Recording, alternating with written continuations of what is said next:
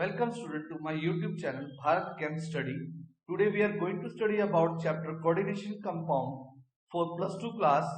In this video part 5 we are going to study about valence bond theory and explanation of hybridization, geometry and magnetic behavior in coordination complexes. So let's start with the topics. Valence bond theory or VBT. This theory was given by Pauling and is based upon the concept of hybridization. The main features of this theory are as follows. First, the central metal atom or ion in the complex makes available a number of empty orbitals for the formation of coordinate bonds with suitable ligands. The number of empty orbitals made available for this purpose give the coordination number of the central metal atom or ion.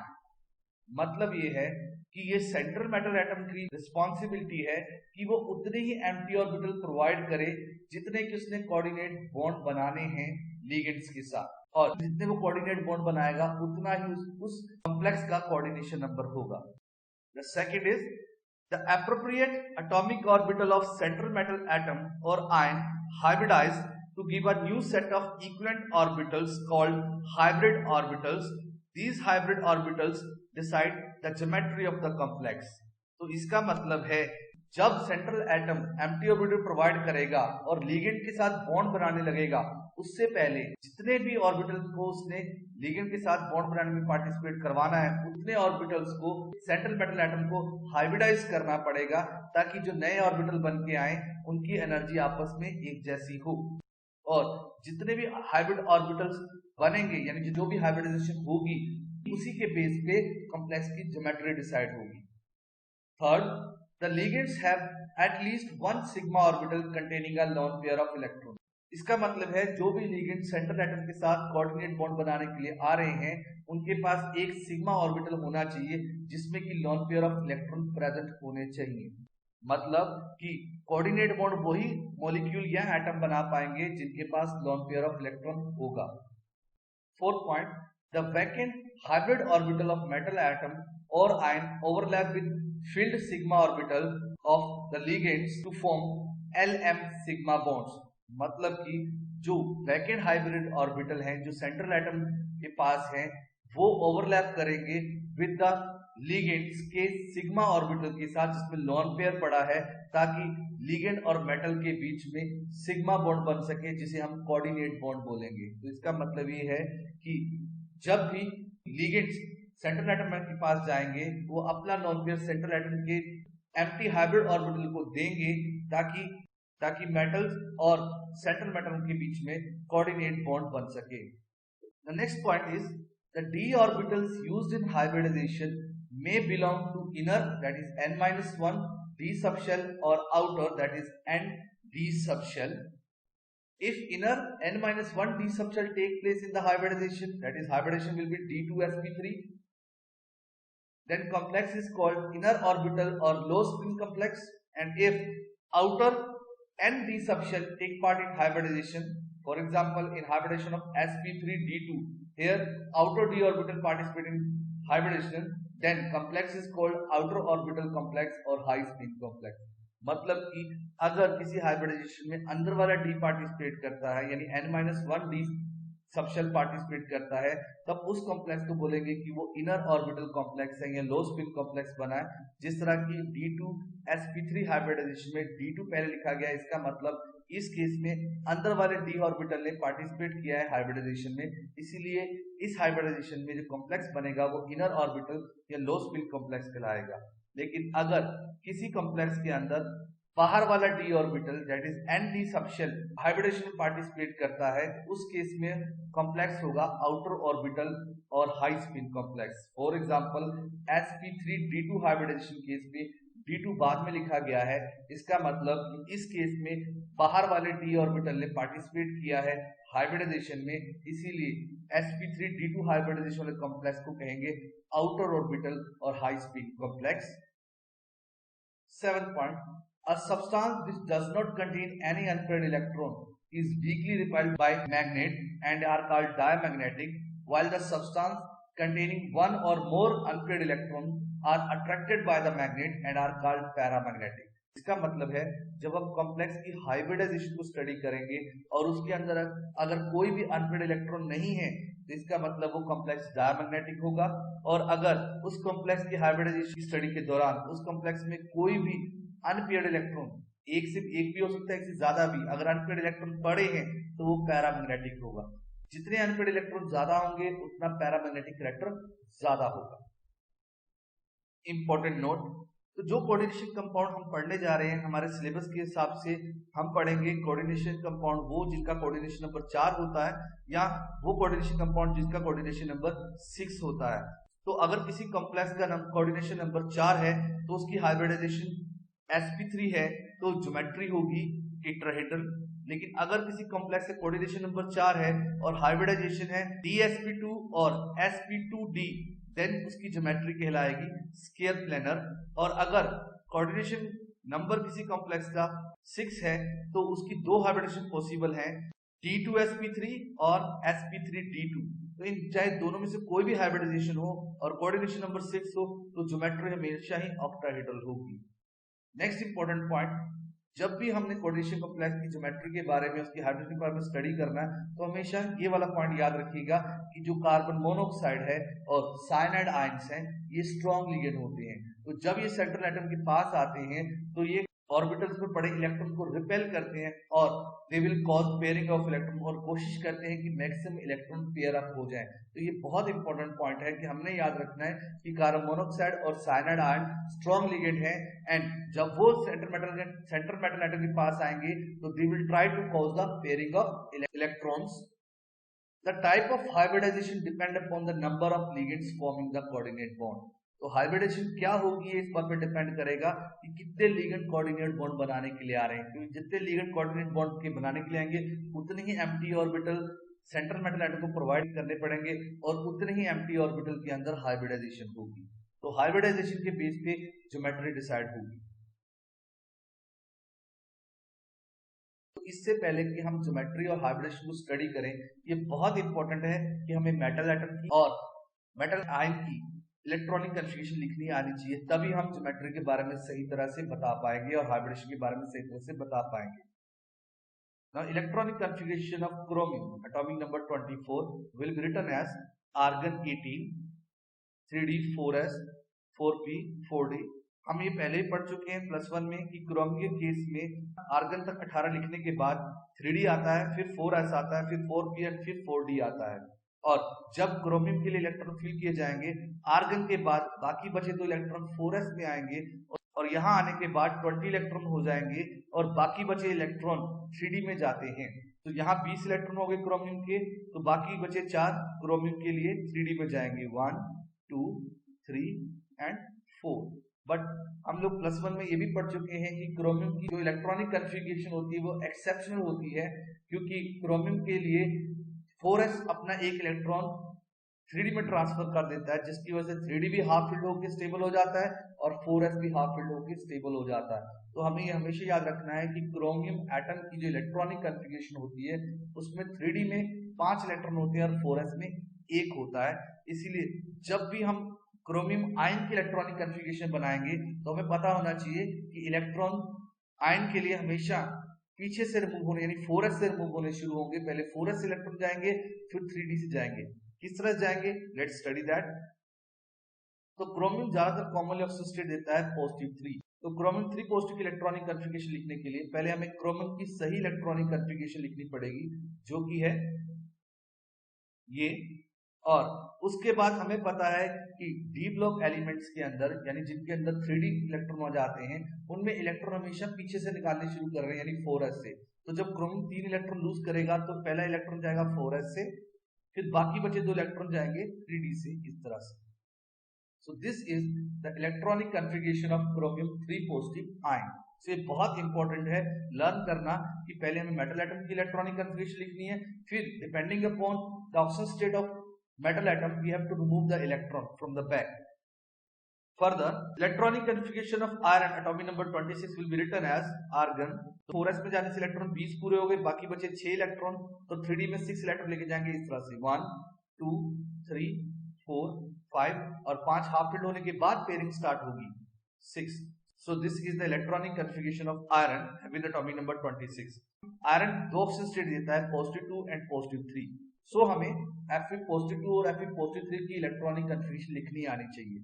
उसे लिखने के लिए पहले हम iron की electronic configuration लिख देंगे और उसके बाद फॉर Fe2 हमें पता है iron has to lose 2 electron. तो ये दोनों इलेक्ट्रॉन पहले 4s से जाएंगे क्योंकि 4s की एनर्जी ज्यादा है. तो electronic configuration of Fe2 positive बन जाएगी 4s0 3d6. उसी तरह से अगर हमें Fe3 पॉजिटिव की इलेक्ट्रॉनिक कन्फिगरेशन लिखनी है तो आयरन की इलेक्ट्रॉनिक कन्फिगरेशन हम पहले लिखेंगे. उसके बाद Fe3 पॉजिटिव की मतलब है कि आयरन 3 इलेक्ट्रॉन लूज कर रहा है. तो आयरन 3 पॉजिटिव इलेक्ट्रॉनिक कन्फिगरेशन लिखने के लिए हमें पहले 2 इलेक्ट्रॉन 4s से निकालने पड़ेंगे और फिर एक इलेक्ट्रॉन जाएगा आयरन की 3d से, जो कि पेयर्ड वाला पार्ट है, यानी कि ये वाला. So these are the electronic configuration of Fe2 positive ion and Fe3 positive ion. ये इलेक्ट्रॉनिक कन्फिगरेशन हमें लर्न होना बहुत जरूरी है. So do written practice of this. उसी तरह से cobalt atomic number 27 having the electronic configuration argon 18 4s 20. Remaining 7 electron will goes to 3d 1 2 3 4 5 6 and 7. In most of the compound cobalt show positive 3 oxygen state. तो cobalt +3 की electronic configuration लिखने के लिए पहले हमें कोबाल्ट की इलेक्ट्रॉनिक कन्फिगरेशन लिखनी पड़ेगी और उसके बाद कोबाल्ट 3 पॉजिटिव के लिए हमें कोबाल्ट की इलेक्ट्रॉनिक कन्फिगरेशन से 3 इलेक्ट्रॉन निकालने पड़ेंगे इस तरह से. तो पहले 2 इलेक्ट्रॉन जाएंगे 4s से इस तरह से और अभी एक इलेक्ट्रॉन जाएगा हमारे पेयर्ड पार्ट से. So this is the electronic configuration of cobalt 3 positive ion. उसी तरह से nickel atomic number 28 electronic configuration is argon 18 4s में 2 इलेक्ट्रॉन जाएंगे 20 पूरे हो जाएंगे. फिर 8 इलेक्ट्रॉन 3d में जाएंगे 21 22 23 24 25 26 27 एंड 28. अब निकल अगर 0 इलेक्ट्रॉनिक कन्फिगरेशन देता है तो इसका मतलब कोई भी इलेक्ट्रॉन लूज नहीं होगा. लेकिन अगर निकल +2 देता है तो उस केस में हम पहले निकल की इलेक्ट्रॉनिक कन्फिगरेशन लिखेंगे और फिर निकल 2 पॉजिटिव के लिए हमें 2 इलेक्ट्रॉन रिमूव करने पड़ेंगे. और हमें पता है कि 4s की एनर्जी ज्यादा होती है, इसलिए दोनों इलेक्ट्रॉन 4s से जाएंगे. So this will be the electronic configuration of निकल 2 पॉजिटिव. तो एक बार इलेक्ट्रॉनिक कन्फिगरेशन आयन की लिखने के लिए हमें पहले मेटल की लिखनी पड़ेगी और डिपेंडिंग अपॉन की मेटल एटम के अंदर कितनी ऑक्सीजन स्टेट है उस हिसाब से हम इलेक्ट्रॉन पीछे से निकालना शुरू करेंगे. सो अगला कंसेप्ट समझने के लिए आयन की इलेक्ट्रॉनिक कन्फिगरेशन लिखना और मेटल की इलेक्ट्रॉनिक कन्फिगरेशन पता होना बहुत ज्यादा जरूरी है. That's why we are studying these topics. So let's study how we can explain the hybridization and magnetic behavior in the complex FeCN6 3-. So इस complex की मैग्नेटिक बिहेवियर और हाइब्रिडेशन एक्सप्लेन करने के लिए सबसे पहले हमें मेटल एटम जो इसमें प्रेजेंट है उसकी इलेक्ट्रॉनिक कन्फिगरेशन लिखनी पड़ेगी. So the electronic configuration of iron is argon 18 4s में जाने के बाद 20 पूरे हो जाते हैं और बाकी बचे 6 जाएंगे 3d इस तरह से.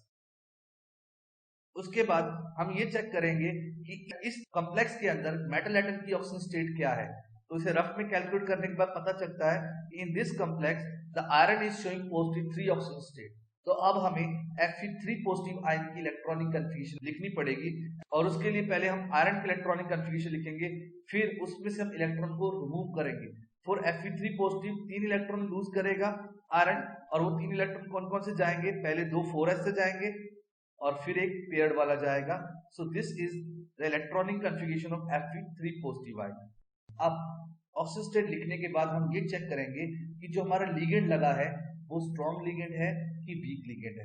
हमने पढ़ा था 2 ही लिगेंड हमारे स्ट्रॉन्ग होते हैं, एक कार्बन मोनोऑक्साइड और एक साइनाइड. और यहाँ पे लगा हुआ है साइनाइड और हमें पता है कि जब साइनाइड लिगेंड मेटल एटम के पास आएगा तो वो इलेक्ट्रॉन को रिपेल करेगा और उनकी पेयरिंग करने की कोशिश करेगा. तो as cyanide ion is a strong ligand hence it will cause the pairing of electron. तो ये रिपल्शन पैदा करेगा ताकि मैक्सिमम इलेक्ट्रॉन जितने भी मेटल आयन में पड़े वो पेयर अप हो जाए. तो Fe3 पॉजिटिव आयन के पास 5 अनपेयर्ड इलेक्ट्रॉन पड़े हैं. तो जैसे ही साइनाइड लिगेंड इसके पास आएगा वो इन इलेक्ट्रॉन को रिपेल करेगा ताकि ये पेयर्ड अप हो जाए. तो ये पेयर्ड अप हो जाएंगे. एक इलेक्ट्रॉन निकल के यहाँ चला जाएगा, दूसरा इलेक्ट्रॉन निकल के यहाँ चला जाएगा. सो 2 ही इलेक्ट्रॉन पेयर अप हो सकते हैं, तीसरा इलेक्ट्रॉन अनपेयर्ड ही रह जाएगा. यहां तक लिखने के बाद, यहां तक इलेक्ट्रॉनिक कन्फिगरेशन बनाने के बाद हमें पता है कि 6 साइनाइड आ रहे हैं सेंट्रल एटम के पास, और हम पहले वैलेंस बॉन्ड थ्योरी पढ़ चुके हैं कि ये जिम्मेदारी मेटल एटम की है उतनी ही एम्प्टी ऑर्बिटल प्रोवाइड करे जितने की लिगेंड उसके पास आ रहे हैं, क्योंकि 6 लिगेंड इसके पास आ रहे हैं, इसीलिए आयरन 2 3d से, एक 4s से और 3 4p से प्रोवाइड करेगा। और इससे पहले कि लिगेंड इनके पास आए बॉन्ड बनाए, इन एम्प्टी ऑर्बिटल की आपस में, इन 6 एम्प्टी ऑर्बिटल की आपस में हाइब्रिडाइजेशन करवानी पड़ेगी। So now in order to accommodate 6 cyanide ion, 2 empty 3d, ये दोनों 1 empty 4s and 3 empty 4p orbitals get hybridized to give D2sp3 hybridization। तो इस कॉम्प्लेक्स के अंदर हाइब्रिडाइजेशन हो गई D2sp3, और हम पहले पढ़ चुके हैं कि अगर हाइब्रिडाइजेशन में अंदर वाला d ऑर्बिटल पार्टिसिपेट करता है जो कि यहाँ पे 3d है, तब हम इनको बोलेंगे इनर ऑर्बिटल या लो स्पिन कॉम्प्लेक्स। एंड क्योंकि कोऑर्डिनेशन नंबर 6 है इसलिए ज्योमेट्री हमेशा ऑक्टाहेड्रल होगी। अब हाइब्रिडाइजेशन होने के बाद लिगेंड अपने जो लोन पेयर है वो इन मेटल एटम के इन एम्प्टी हाइब्रिड ऑर्बिटल में देगा इस तरह से, 1 lone pair by 1 cyanide ion, second lone pair from second cyanide ion, third lone pair from third cyanide ion, fourth lone pair from fourth cyanide ion, fifth lone pair for fifth cyanide ion and sixth lone pair by the sixth cyanide ion। तो इस तरह से 6 cyanide ion her empty hybrid orbital of metal atom के अंदर एक एक electron pair donate कर देंगे टू फॉर्म 6 कोऑर्डिनेट बॉन्ड। और जब ये डोनेशन हो जाए तब ये जो स्ट्रक्चर है, ये जो रिप्रेजेंटेशन इलेक्ट्रॉनिक कन्फिगरेशन की, ये बन जाएगी electronic configuration of FeCN6 3 negative ion. तो ये बनाने के बाद हमने ये चेक करना है कि इस केस के कॉम्प्लेक्स के मेटल एटम में आफ्टर हाइब्रिडाइजेशन कोई भी अनपेड इलेक्ट्रॉन पड़ा है या नहीं पड़ा। इस केस में इस कॉम्प्लेक्स की इलेक्ट्रॉनिक कन्फिगरेशन के अंदर एक अनपेड इलेक्ट्रॉन पड़ा है, और हम पहले पढ़ चुके हैं कि अगर अनपेड इलेक्ट्रॉन होगा प्रेजेंट तो ये जो कॉम्प्लेक्स है ये पैरामैग्नेटिक होगा, और अगर कोई भी अनपेड इलेक्ट्रॉन नहीं है तो डायमैग्नेटिक होगा। लेकिन इस कॉम्प्लेक्स में as this complex contain 1 unpaired electron, ये वाला, इसीलिए ये कॉम्प्लेक्स जो होगा वो पैरामैग्नेटिक होगा नेचर के। सो इस तरह से लिखने से हम लोगों को कॉम्प्लेक्स के अंदर मेटल एटम की ऑक्सीजन स्टेट पता लग जाती है, मेटल एटम की हाइब्रिडेशन पता लग जाती है, उसका ज्योमेट्री भी पता लग जाती है depending upon coordination number and hybridisation, and कितने अनपेड इलेक्ट्रॉन है या नहीं है उसके बेस पे इसका मैग्नेटिक बिहेवियर भी पता लग जाता है। सो चलिए एक और एग्जांपल करते हैं so that we can understand better. Now here we have to explain the hybridization and magnetic behavior of the complex COH2O6 3 positive। So again इसके लिखने के लिए सबसे पहले हम सेंट्रल मेटल एटम की इलेक्ट्रॉनिक कन्फिगरेशन लिखेंगे। So the electronic configuration of cobalt atomic number 27 will be written as argon 4s is containing 2 electrons 20 21 22 23 24 25 26 27। उसके बाद हम चेक करेंगे कि इस कॉम्प्लेक्स में मेटल एटम कितनी ऑक्सीजन स्टेट दे रहा है। So after calculating it has been found that इस कॉम्प्लेक्स में कोबाल्ट पॉजिटिव 3 ऑक्सीजन स्टेट दे रहा है। तो अब हम इलेक्ट्रॉनिक कन्फिगरेशन लिखेंगे कोबाल्ट 3 पॉजिटिव, यानी कि पहले हम कोबाल्ट की इलेक्ट्रॉनिक कन्फिगरेशन लिख के उसमें से 3 इलेक्ट्रॉन रिमूव करेंगे। तो कौन कौन से इलेक्ट्रॉन जाएंगे ये हम पढ़ लेते हैं। तो सबसे पहले 4s के 2 इलेक्ट्रॉन जाएंगे बिकॉज उसकी एनर्जी ज्यादा है। सो कोबाल्ट 3 पॉजिटिव इलेक्ट्रॉनिक कन्फिगरेशन करने के लिए हमें 3 इलेक्ट्रॉन निकालने पड़ेंगे। सबसे पहले 4s से 2 इलेक्ट्रॉन जाएंगे बिकॉज उनकी एनर्जी ज्यादा है, एंड तीसरा इलेक्ट्रॉन जाएगा पेड वाले पार्ट्स, ये वाला। अब इसके बाद नेक्स्ट स्टेप है हमें चेक करना है जो लिगेंड है वो स्ट्रॉन्ग है कि वीक है। हम पहले पढ़ चुके हैं स्ट्रॉन्ग लिगेंड 2 ही है, कार्बन मोनोऑक्साइड और साइनाइड आयन, बाकी लिगेंड वीक माने जाएंगे। तो इस केस में लिगेंड है वाटर, और वाटर को हम वीक लिगेंड मानेंगे। इसका मतलब कि अगर वाटर सेंट्रल एटम के पास आएगा तो वो इलेक्ट्रॉन को रिपेल नहीं करेगा और पेयरिंग नहीं करवा पाएगा। So as water is a weak ligand hence it will not cause pairing of electron. तो इलेक्ट्रॉनिक कन्फिगरेशन कोबाल्ट 3 पॉजिटिव की यही रह जाएगी। लेकिन क्योंकि कोऑर्डिनेशन नंबर 6 है तो सेंट्रल एटम को 6 एम्प्टी ऑर्बिटल देने पड़ेंगे, और यहाँ पे एम्प्टी ऑर्बिटल सेंट्रल एटम के पास 4 ही हैं, एक 4s और एक 4p। इसका मतलब हमें 4d भी बनाना पड़ेगा। 4d तभी बनाना है जब हमें एम्प्टी ऑर्बिटल की जरूरत है, वरना हमें बनाने की जरूरत नहीं है। क्योंकि वाटर वीक लिगेंड है इसलिए पेयरिंग नहीं होगी, ये हाफ फिल्ड ही रह जाएंगे। और सेंट्रल एटम को उतने एम्प्टी ऑर्बिटल देने पड़ते हैं जितने की उसके पास लिगेंड आ रहे होते हैं। यहाँ 6 लिगेंड आ रहे हैं इसलिए कोबाल्ट को 6 एम्प्टी ऑर्बिटल देने पड़े, जिसमें एक 4s का आ जाएगा, 3 4p के आ जाएंगे, और 4d में से ये सिर्फ 2 ही एम्प्टी ऑर्बिटल लेगा क्योंकि इसको 2 ही रिक्वायर्ड है 6 एम्प्टी ऑर्बिटल के लिए। So now in order to accommodate 6 water molecule, 1 empty 4s, 3 empty 4p and 2 empty 4d hybridize करेंगे to give sp3d2 hybridization। और हम पढ़ चुके हैं कि जब आउटर डी यानी कि बाहर वाले डी ऑर्बिटल हाइब्रिडाइजेशन में पार्टिसिपेट करते हैं तो उस कॉम्प्लेक्स को बोलते हैं इनर ऑर्बिटल कॉम्प्लेक्स। तो इस कॉम्प्लेक्स में अंदर जो कोबाल्ट की हाइब्रिडाइजेशन है वो sp3d2 है, इसीलिए ये कॉम्प्लेक्स आउटर ऑर्बिटल कॉम्प्लेक्स कहलाएगा या हाई स्पिन कॉम्प्लेक्स कहलाएगा। और क्योंकि कोऑर्डिनेशन नंबर 6 है तो हाइब्रिडेशन कुछ भी हो, अगर कोऑर्डिनेशन नंबर 6 है तो ज्योमेट्री हमेशा ऑक्टाहेड्रल ही होती है। तो हमें ज्योमेट्री पता लग गई, हाइब्रिडेशन पता लग गई, टाइप ऑफ कॉम्प्लेक्स भी पता लग गया। अब इन 6 एम्प्टी हाइब्रिड ऑर्बिटल के अंदर वाटर, हर एक वाटर अपना एक ही लोन पेयर डोनेट करेगा टू फॉर्म 6 कोऑर्डिनेट बॉन्ड इस तरह से 1 2 3 4 and 5 and 6। तो जब हमने इस इलेक्ट्रॉनिक कॉन्फ़िगरेशन में कोऑर्डिनेट बॉन्ड वाले लोन पेयर भी दिखा दिए तब ये सारी इलेक्ट्रॉनिक कॉन्फ़िगरेशन बन जाएगी पूरे कॉम्प्लेक्स की इस तरह से।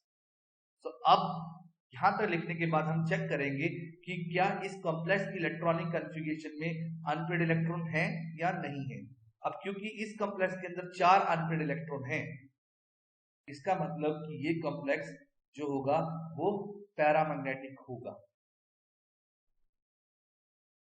तो इस तरह से हमें किसी भी कॉम्प्लेक्स की हाइब्रिडाइजेशन, उसकी geometry, type of complex, outer orbital complex या इनर ऑर्बिटल कॉम्प्लेक्स और उसका मैग्नेटिक नेचर पता चल जाता है। तो अगर हमें क्वेश्चन आ गया कि एक्सप्लेन करो मैग्नेटिक बिहेवियर हाइब्रिडाइजेशन, तो हम इस ढंग से एक्सप्लेन करेंगे with one step, this is the final method. तो हमारे एक्सप्लेनेशन में ये सब कुछ शो होना चाहिए। लेकिन अगर सिंपल है कि write the hybridisation, oxygen state, outer orbital और इनर ऑर्बिटल कॉम्प्लेक्स, ज्योमेट्री और मैग्नेटिक नेचर, तो उस केस में ये सब जो कैलकुलेशन हमने की हम रफ में करेंगे और वहां से हम उनकी वैल्यूज ही लिखेंगे जो क्वेश्चन में पूछा गया। तो हम सारा डिटेल में एक्सप्लेन नहीं करेंगे, ये सब कुछ नहीं लिखेंगे। Let's do one more example.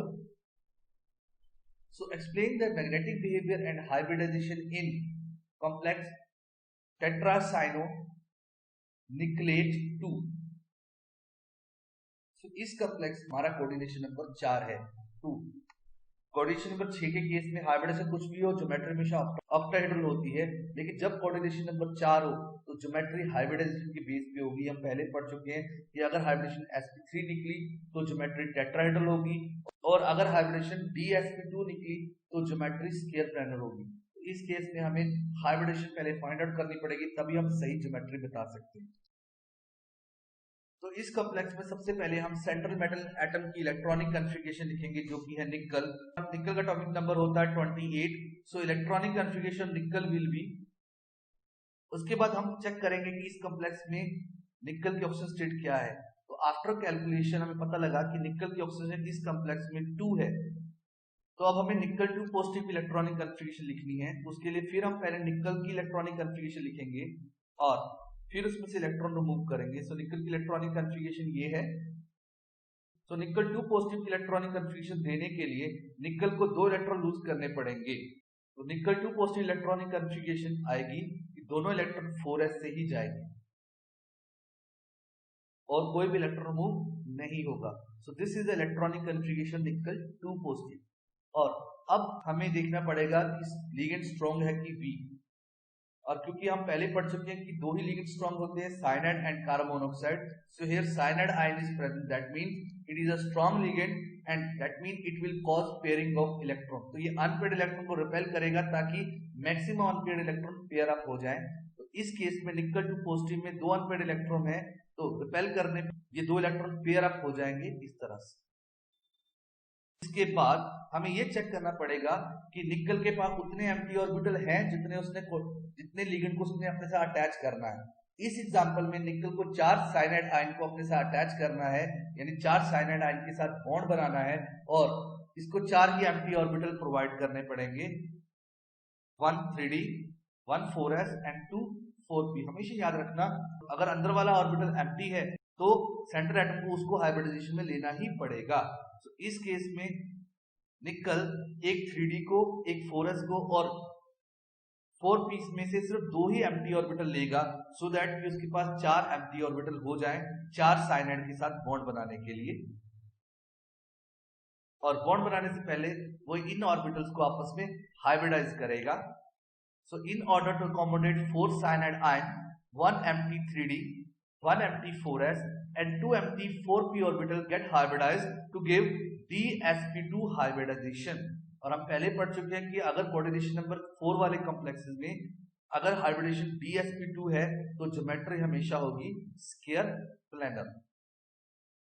तो अब निकल अपने इन dsp2 हाइब्रिडाइज्ड ऑर्बिटल में 4 लोन पेयर गेन करेगा from 4 cyanide ions like this 1 2 3 and 4।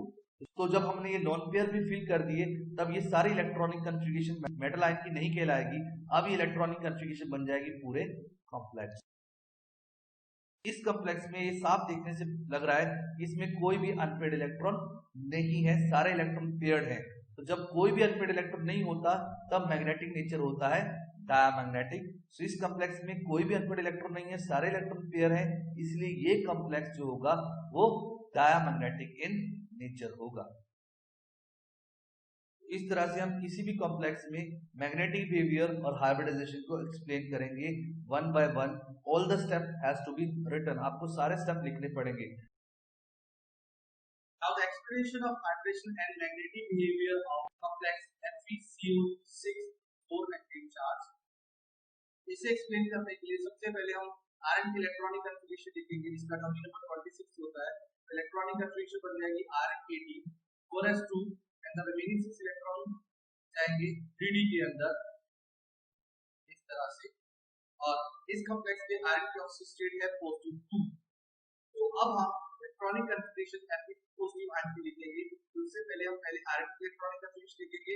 अब हम Fe पॉजिटिव इलेक्ट्रॉनिक कन्फिगरेशन लिखने के लिए 2 इलेक्ट्रॉन को रिमूव करेंगे जो कि जाएंगे 4s।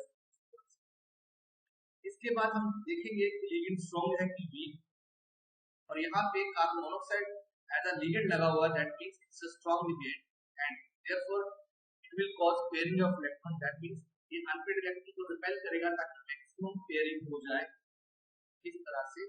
तो इस केस में पेयरिंग होने के बाद इलेक्ट्रॉनिक कन्फिगरेशन Fe2 पॉजिटिव बन जाएगी। इसके बाद डिपेंडिंग अपॉन कितने लिगेंड प्रेजेंट है आयरन को उतनी एम्प्टी ऑर्बिटल प्रोवाइड करने पड़ेंगे।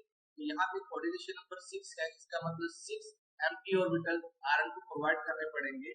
तो हम पहले एम्प्टी ऑर्बिटल काउंट कर लेते हैं 1 2 3 4 5 6।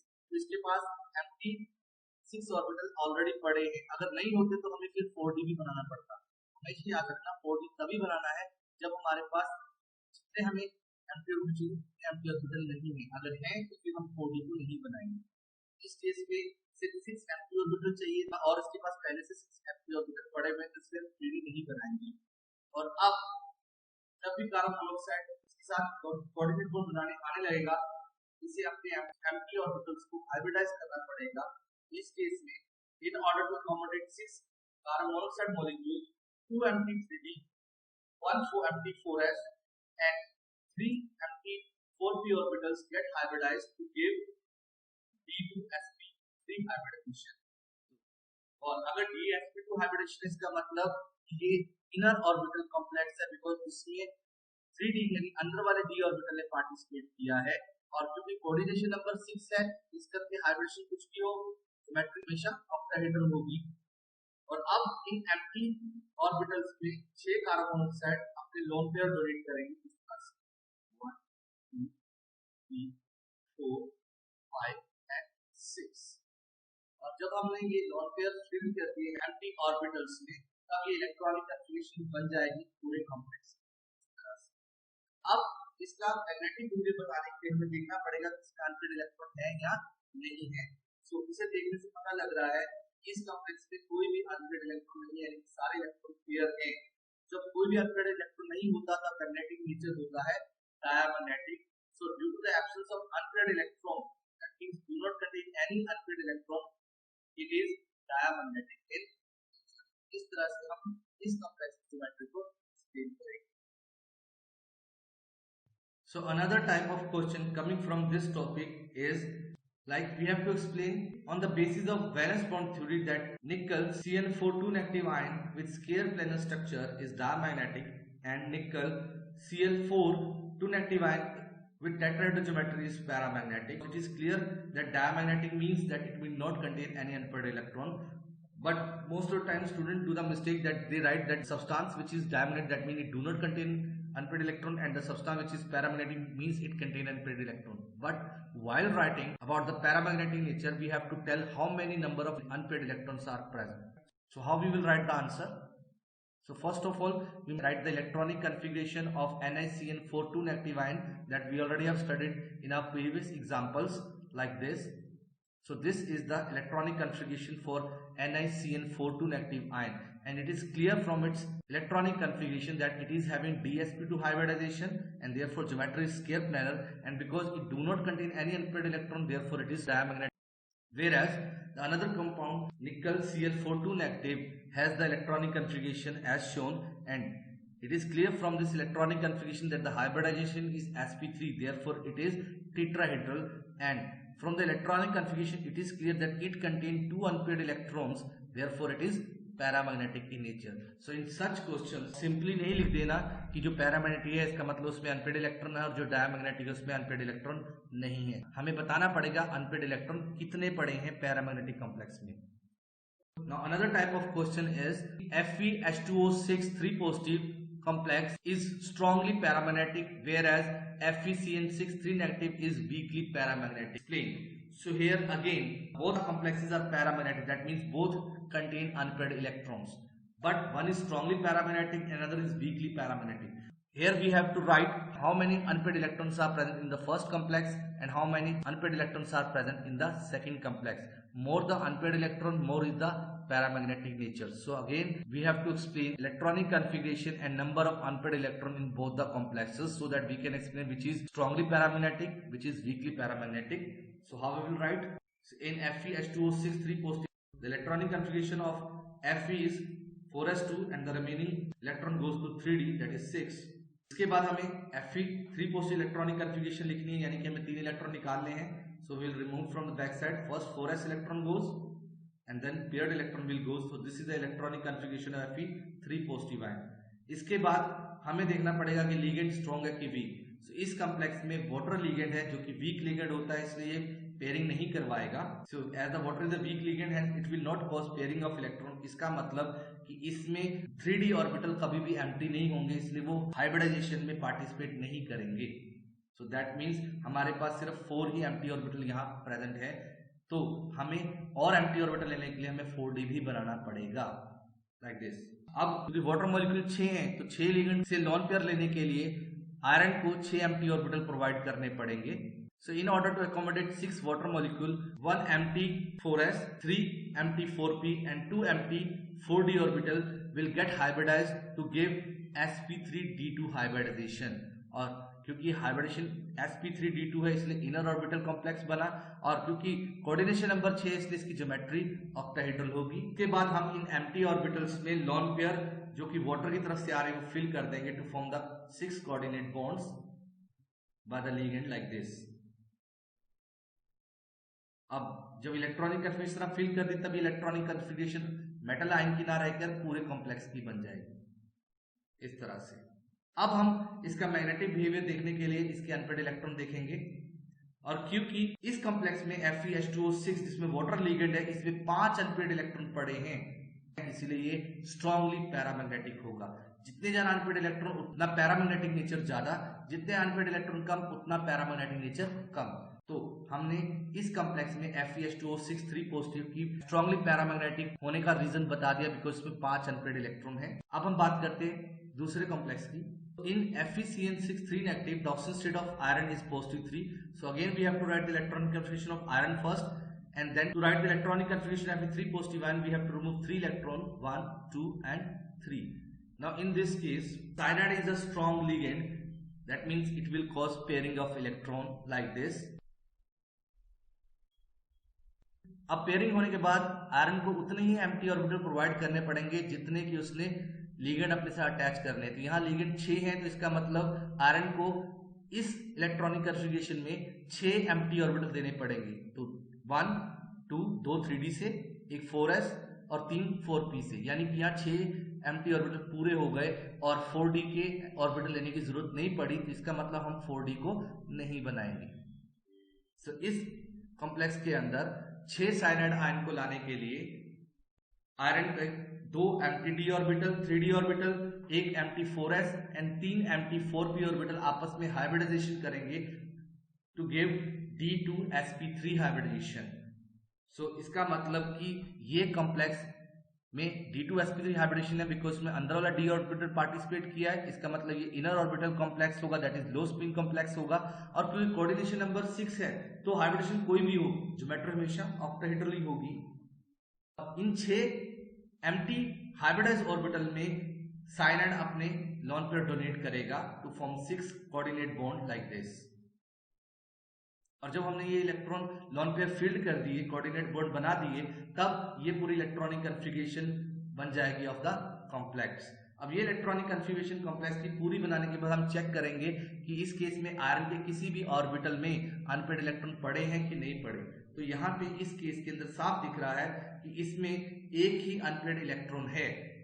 So because of presence of only one unpaired electron, it is paramagnetic, but because unpaired electron कम है, एक ही है, इसलिए इसका paramagnetic character weak होगा। That means it is weakly paramagnetic।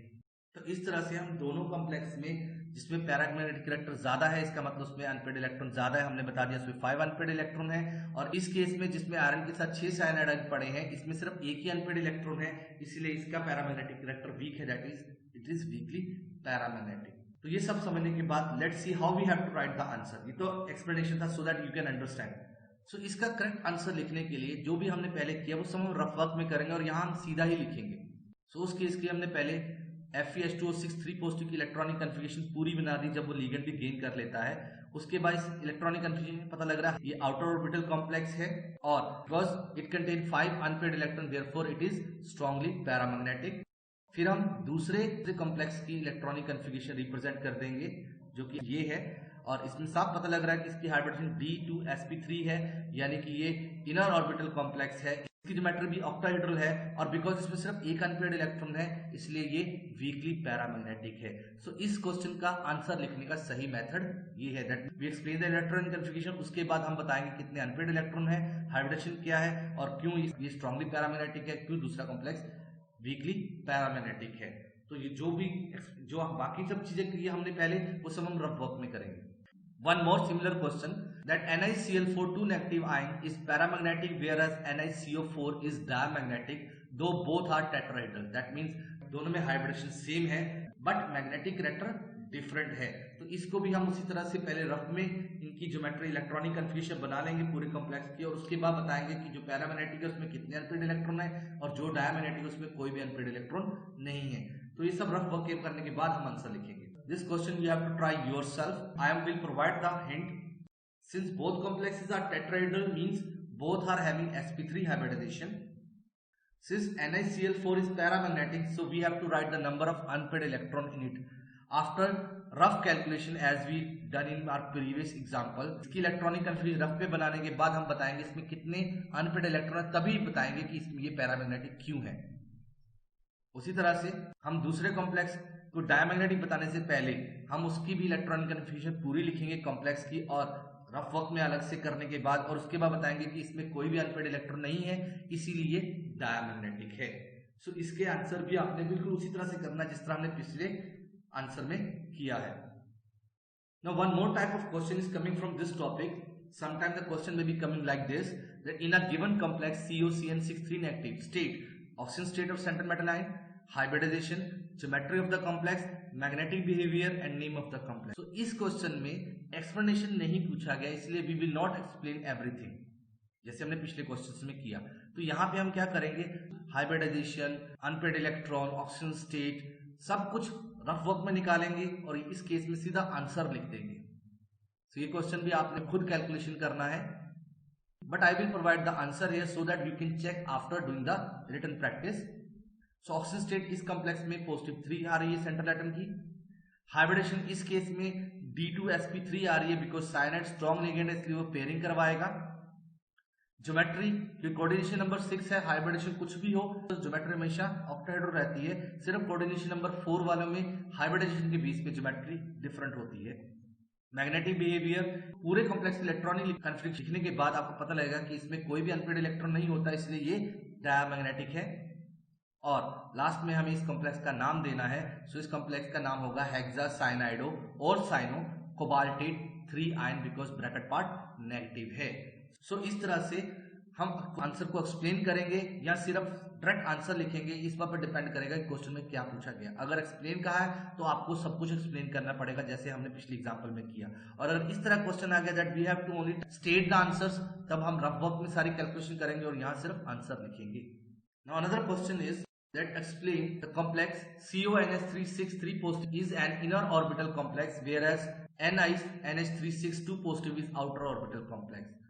तो इस क्वेश्चन को ध्यान से समझिए। इस क्वेश्चन में दोनों कॉम्प्लेक्स में लिगेंड अमोनिया ही है, पर पहले वाला कॉम्प्लेक्स इनर ऑर्बिटल है और दूसरे वाला कॉम्प्लेक्स आउटर ऑर्बिटल है। तो इन जनरल हम अमोनिया को वीक लिगेंड मानते हैं as compare to carbon monoxide and cyanide ion. पर इस लिगेंड में पहला वाला कॉम्प्लेक्स इनर ऑर्बिटल है, वो तभी पॉसिबल है जब पहले वाले कॉम्प्लेक्स में अमोनिया स्ट्रॉन्ग लिगेंड काम करे और दूसरे वाले कॉम्प्लेक्स में अमोनिया वीक लिगेंड काम करे, इसलिए दूसरा वाला कॉम्प्लेक्स आउटर ऑर्बिटल कॉम्प्लेक्स हो सकता है। तो इस आंसर को कैसे लिखना है हम एक बार एक्सप्लेन करते हैं। सो पहले कॉम्प्लेक्स में कोबाल्ट जिसका एटॉमिक नंबर 27 होता है, इलेक्ट्रॉनिक कॉन्फ़िगरेशन होगी 4s2 एंड 3d7। बिकॉज इस कॉम्प्लेक्स में कोबाल्ट पॉजिटिव 3 ऑक्सीडेशन स्टेट दे रहा है, इसलिए 3 इलेक्ट्रॉन रिमूव होंगे, 2 4s से और एक 3d से, इस तरह से।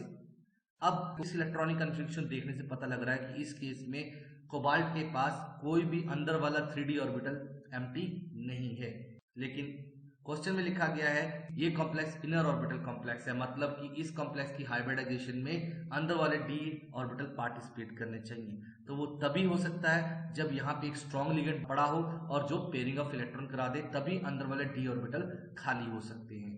तो इसका मतलब कि इस केस में हमें अमोनिया को स्ट्रॉन्ग लिगेंड मानना पड़ेगा।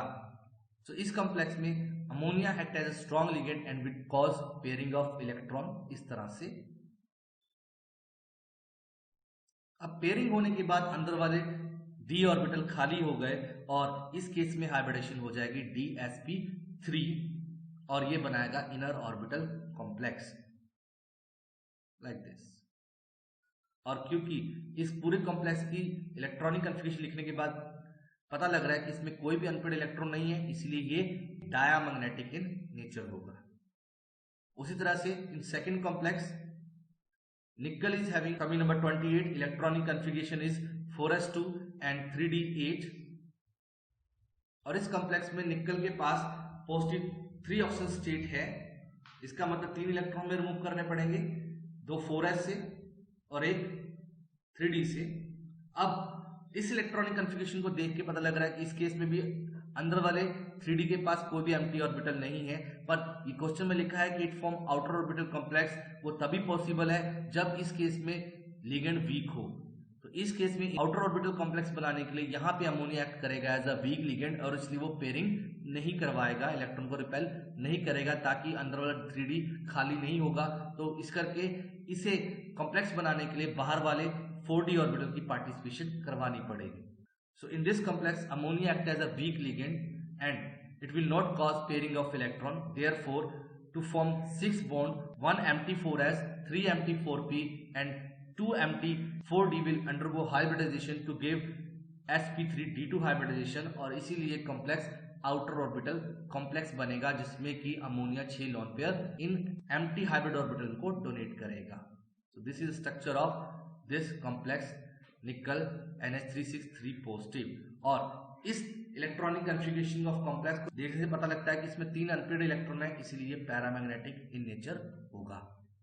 तो ये समझने के बाद कि क्यों फर्स्ट कॉम्प्लेक्स इनर ऑर्बिटल है, क्यों सेकंड कॉम्प्लेक्स आउटर ऑर्बिटल है, तो अब हम चलते हैं कि इसका आंसर किस तरह से लिखना है हम लोगों ने। तो आंसर लिखने के लिए हम क्या करेंगे, क्योंकि हमें पहले पता लग चुका है कि first complex inner orbital complex क्यों है, बिकॉज उसमें अमोनिया स्ट्रॉन्ग लिगेंड एक्ट काम कर रहा है। तो इसको हम किस तरह से लिखेंगे, तो हम लिखेंगे कि in first complex ammonia act as a strong ligand and will cause pairing of electron and therefore it undergo D2sp3 hybridization and hence it form inner orbital complex and due to absence of any unpaired electron it is diamagnetic in nature। और उसकी electronic configuration जो हमने पहले rough में practice की थी वो लिख देंगे। उसी तरह से दूसरे कॉम्प्लेक्स जो कि आउटर ऑर्बिटल है उसके लिए हम लिखेंगे, हम पहले पता लगा चुके हैं कि उसकी हाइब्रिडाइजेशन sp3d2 है और वो आउटर ऑर्बिटल कॉम्प्लेक्स है बिकॉज उसमें अमोनिया वीक लिगेंड काम करता है। तो उसको कैसे लिखेंगे, that in second complex NiNH3 3 positive ammonia act as a weak ligand and will not cause pairing of electron, therefore it will undergo sp3d2 hybridization and hence form outer orbital complex and due to presence of unpaired electron it is paramagnetic in nature। और फिर हम उसकी electronic configuration second वाले complex की पूरी तरह से लिख देंगे। तो इस तरह से हम इस क्वेश्चन का आंसर देंगे। पहले हम सब कुछ रफ में कैलकुलेट करेंगे और फिर फाइनल आंसर को इस तरह से एक्सप्रेस कर देंगे, इस तरह से एक्सप्लेन कर देंगे। सो ये क्वेश्चन स्पेशल क्वेश्चन है, बहुत कम आने के चांसेस हैं, पर आपको इसलिए समझा दें कि कभी आ गया तो आपको पता होना चाहिए कि इस केस में फर्स्ट केस में अमोनिया स्ट्रॉन्ग लिगेंड काम कर रहा है इसीलिए इनर ऑर्बिटल कॉम्प्लेक्स बना रहा है, और सेकंड केस में अमोनिया वीक लिगेंड काम कर रहा है इसीलिए वो आउटर ऑर्बिटल कॉम्प्लेक्स बना रहा है। Study the calculation and explanation of hybridization, geometry and magnetic behavior of the complexes carefully as discussed in this video and do written practice. In next video, we will study the concept of crystal field splitting in octahedral complexes. Please like and subscribe the channel for the latest update. Thank you.